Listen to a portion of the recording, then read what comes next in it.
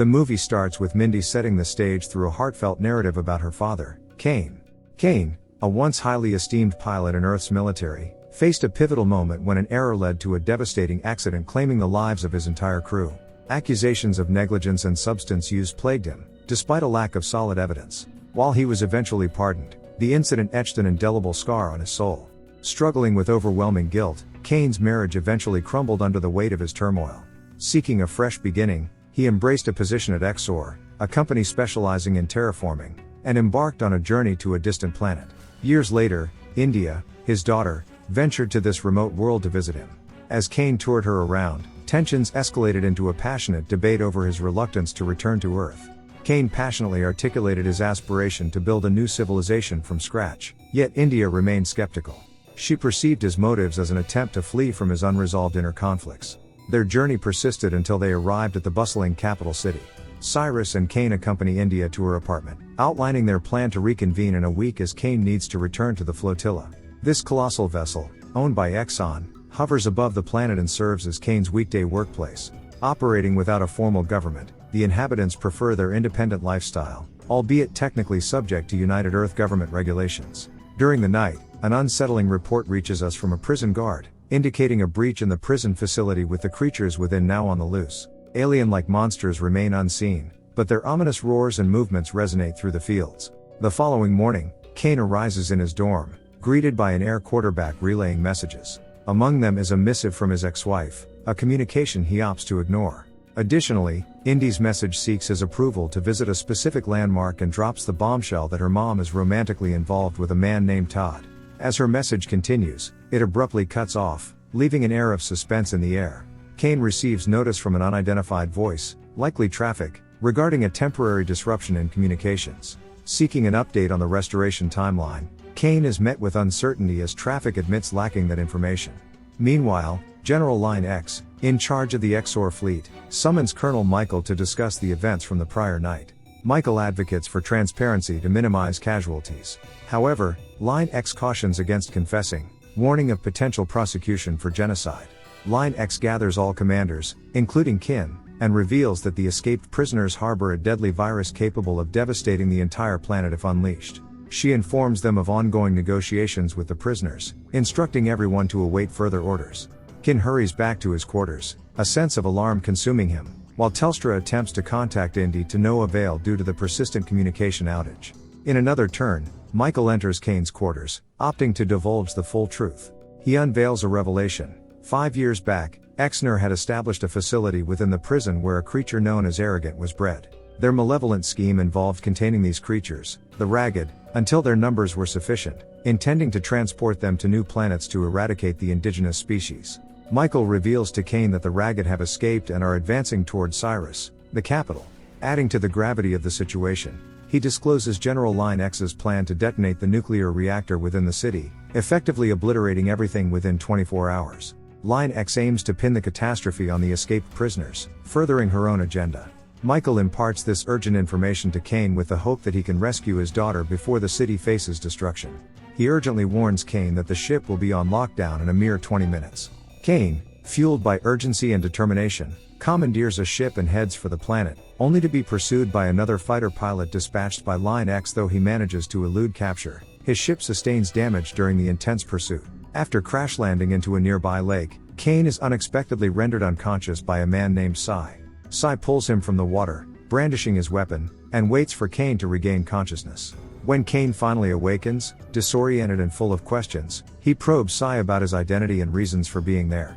Initially guarded, Kane feigns ignorance, mentioning the prisoners and a virus. Sarah, accompanying Sai, reveals Kane's identity as one of the prisoners and paints a grim picture of the harsh conditions on the Ragged side.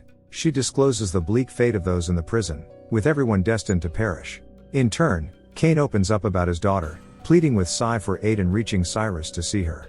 Initially hesitant, Sai relents when Kane divulges his access to a military raid bunker capable of safeguarding them from the looming threat of the beasts. A flashback takes us to the day prior, where Kane is seen in the prison cafe discussing an escape plan with friends, including Troll. The prisoners endure dehumanizing treatment, devoid of basic human rights, increasing their likelihood of perishing before finding freedom.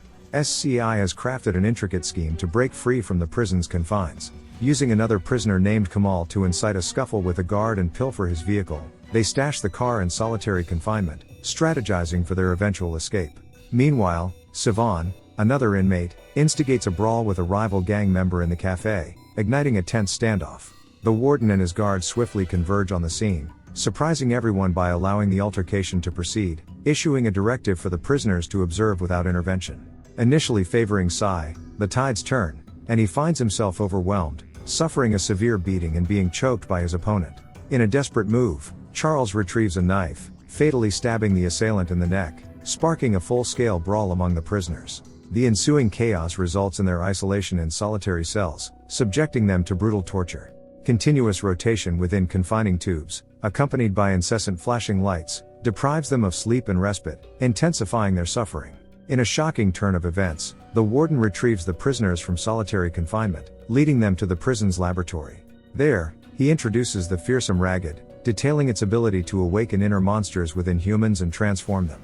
Their group faces a harrowing attack from the Ragged, witnessing the eerie process of human transformation akin to a metamorphosis into zombie-like beings. Amidst the chaos, the warden, on the brink of his own transformation, suffers an unexpected fall as his cage opens, sending him crashing to the floor below. Meanwhile, Charles, having broken free from solitary using the card, unleashes a Ragged, setting off a chain reaction. The unleashed creatures confront the guards, prompting a frenzied clash between the Ragged and the guards, ultimately resulting in the warden's demise. Back in the prison, Cannon and Sai navigate their way to a clandestine bar, seeking samples and a vehicle. They spot an armored bus parked outside and inquire about its owner from the bartender, who points them toward Billy and her partner engrossed in a dark, drug-induced game involving a knife. Despite the bartender's cautionary advice against disturbing them, Kane approaches them, initiating a conversation in this tense and unpredictable environment. Kane boldly interrupts their intense game, seeking information about their bus, triggering Jeep's agitation. In a tense moment, Jeep presses a knife against Kane's neck, escalating the tension with threats of violence. However, C intervenes, diffusing the situation by negotiating with them. C lays out Kane's urgent mission to rescue his daughter, offering $20,000 in exchange for their aid. Reluctantly, the couple agrees to join the journey. Their initial stop lands them at a weapons dealer, where they stockpile ammunition, procuring multiple assault rifles and grenades for a steep $30,000. Continuing their drive, Kane enlightens them about the Ragged and the looming explosion. He also extends an offer to shelter them in his bunker if they assist in his quest to reunite with his daughter. The narrative pivots to a flashback, transporting us 2 years back to Earth, where C receives news from his lawyer indicating a possible transfer to a new planet as an exemplary punishment, alongside 2 other individuals. This revelation sheds light on the reason behind Sai's initial arrest. Sai's past unfolds as a haunting narrative, his tenure as a nurse in a bustling hospital, a fateful night shift shattered by news of a drunk driver's devastating collision with 2 individuals. Rushing to the emergency room, Sai is met with a heart-wrenching revelation. The surviving victim is his wife, ultimately losing her battle for life while he watches, powerless. In a devastating blow, he discovers the other casualty is his own daughter. Overwhelmed by grief and rage, he seeks solace in confronting the drunk driver, whose minor injuries stand in stark contrast to Sai's immense loss. Consumed by anger, Sai violently attacks and ultimately chokes the driver to death, a brutal act that seals his fate, leading to his arrest and subsequent exile to the desolate planet. Returning to the present, the crew arrives in Cyrus, rudely jolted awake by a Ragged assaulting their vehicle. Chaos descends upon the city as terrified residents scramble in vain attempts to flee the rampaging beasts. Bill steers his bus beside Kane's apartment, joining forces with Gibbs to fend off the relentless Ragged onslaught while C and Kane forge into the building. Cannon spots Indy safely within Kane's apartment, but upon entering, they find the babysitter motionless on the floor. To their relief, she stirs as Kane calls out, emerging from a closet with his daughter in tow, ready to flee. Their path to escape is abruptly cut off by the advancing Ragged on the stairs. C, quick to assess the situation, makes a daring move, scooping up Indy and leaping off the balcony, landing safely on the bus below. With no other recourse, Cannon follows suit, joining C and Indy on the bus. As Cannon secures Indy, tragedy strikes when Bill, attempting to fend off the Ragged, is fatally shot. The group faces imminent danger as rockets rain down on them. Amidst the chaos, Jeep, grieving the loss of her partner, steers the group away from the city. Their escape takes them on a frenzied journey, with a mere 30 minutes remaining to reach the bunker. Kane guides them toward the location, urging Gibbs to accelerate. With a mere 5 minutes left, their escape is imperiled as an enemy jet spots them. General Line X surveils their movements through the jet's camera, issuing orders to halt their progress. The crew, on the cusp of reaching safety at the bunker, faces a barrage of bullets from the jet, causing chaos and leaving the jeep in ruins. Amidst the wreckage, Sarah survives but discovers Kane has tragically lost his life. However, Indy remains alive. Sarah seizes Indy and dashes toward the bunker's safety. They manage to breach the first door of the bunker, but their descent is interrupted as C falls victim to a ragged, succumbing to infection. In a desperate bid to protect Indy, C eliminates the creature, but not without succumbing to the infection himself. Racing against time, Sarah and Indy barely make it into the bunker a mere 5 seconds before the planet's destruction. Inside the safety of the bunker, C begins a transformation, pleading with Indy to fetch scissors. Realizing his intentions, she vehemently opposes, refusing to let C face this alone, emphasizing their need to confront the situation together. The poignant scene unfolds as Sarah tries to reason with Sai, enveloping him in a hug and recalling his vow to protect Indy. Memories flood Sai's consciousness as his life flashes before his eyes, fading to black as he succumbs to his transformation. Weeks pass, and Exxon dispatches researchers to the planet to investigate for survivors.